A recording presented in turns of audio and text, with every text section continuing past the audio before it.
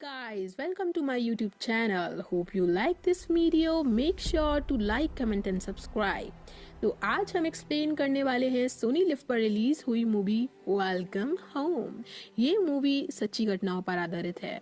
तो कहानी की शुरुआत होती है हमारे मेन कैरेक्टर अनुजा राव के साथ, जो एक छोटे से गांव में अपने घर वालों से दूर एक गवर्नमेंट टीचर की जॉब कर रही होती है। पर उसकी शादी नजदीक आने के कारण उसका मंगेतर उस पर उसकी जॉब को नीचा दिखाते हुए उसे जॉब छोड़ने का दबाव बनाता हुआ दिखाई देता है। साथ ही उसकी बात ना मानने पर अनुजा से शादी ना करने की धमकी उसके पिताजी को दे देता है, जहां हम साफ एक पुरुष जाति का औरत जाति पर दबाव महसूस कर पाते हैं। इतना ही नहीं, अनुजा के पिता भी फोन पर उसे भला बुरा कहते हैं और उसकी औकात याद दिलाते हैं और अपने पति की बात चुपचाप मानने की सलाह देते हैं। अनुजा का पुरुषों के प्रति सहमापन हम तब साफ देख पाते हैं जब अमूल, उसका साथी टीचर, उससे बात करने की कोशिश करता है, जिससे वह हमें बहुत अनकंफर्टेबल दिखाई देती है। वहीं हमारी मुलाकात नेहा, उसकी साथी टीचर से होती है, जो काफी बोल्ड और कॉन्फिडेंट दिखाई पड़ती है और वही अमूल को दूसरा काम देकर वहाँ से रफा दफा करके अनुजा की हेल्प करती है। पहले नेहा को देख के हमें लगता है कि उसकी जिंदगी काफी खुशनुमा है, पर असल में उसका भाई उसको लेके काफी स्ट्रिक्ट होता है, इतना कि थोड़ा लेट हो जाने पर उसे ताने और पिटाई का सामना भी करना पड़ सकता है। नेहा अनुजा को बताती है कि उसका भाई हमेशा से ऐसा नहीं था, उसके पिता का उसकी माँ को लेकर अत्याचार देखते हुए वह ऐसा हो गया है। साथ ही उसकी माँ भी इन चीज़ों को सही बोलकर उसके भाई और पिता को सही ठहराते हुए ये चीज़ें सहने की सलाह देती है। साथ ही ये भी बताती है कि आदमियों की नज़रों में औरतों की जगह है कहाँ। तो ये हो गई इन दोनों कैरेक्टर्स की बैक स्टोरी। तभी सीन शिफ्ट होता है और स्कूल में सब टीचरों को जनगणना के सर्वे के लिए भेजा जाता है, जिसमें उनको पूरे गाँव में पॉपुलेशन है कितनी पता लगाना होता है। पर उनको एक घर की डिटेल इसलिए नहीं मिल रही होती है क्योंकि वह घर जंगलों के बीचों बीच होता है, ना वहाँ से कोई आता है और ना कोई जाता है, और गलती से कोई चला जाए तो वह कभी वापस नहीं आता। जैसे एक इलेक्ट्रिशियन जो गया तो था पर कभी वापस नहीं आया। खैर, नेहा और अनुजा वहाँ पहुँचती हैं और बहुत देर तक गेट खटखटाने के बाद भी कोई रिस्पॉन्ड नहीं आता। फिर गेट खुलने पर एक लड़की प्रेरणा, जो 9 मंथ्स प्रेग्नेंट भी होती है, बड़ी ही बुरी हालत में दिखाई पड़ती है।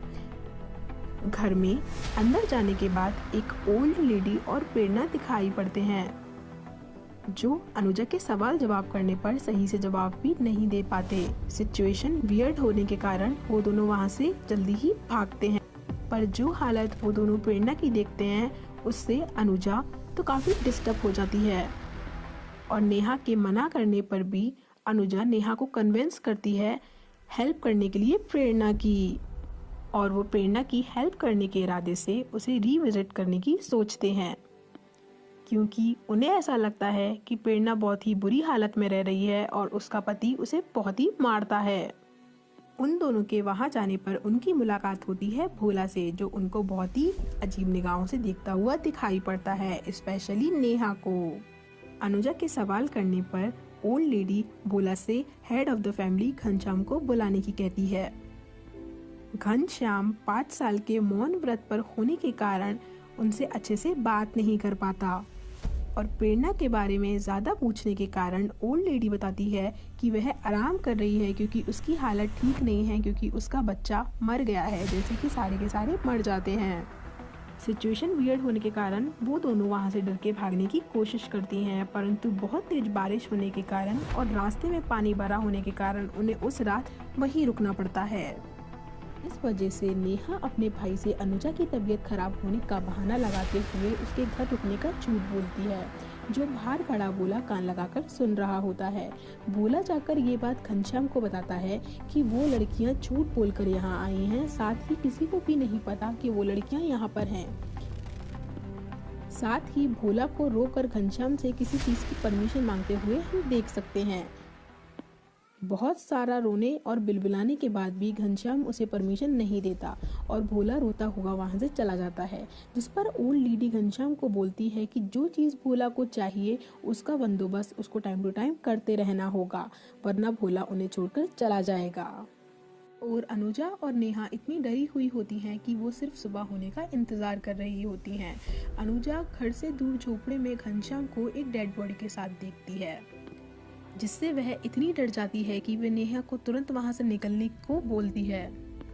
वह निकलने में कामयाब भी हो जाते हैं, पर घर बीच जंगल में होने के कारण और काफ़ी अंधेरा होने के कारण नेहा डेथ बॉडी को उसका वहम बोलकर उसे वापस चलने को कहती है।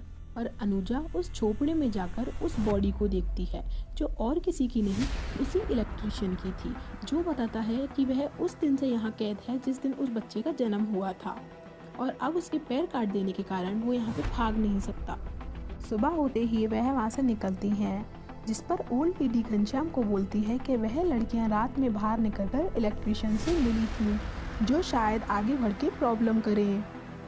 डर की वजह से स्कूटी तेज भगाने के कारण वो गड्ढे में फंस जाती है और बंद हो जाती है। तभी घनश्याम और भोला उन पर अटैक कर उन्हें पकड़ लेते हैं।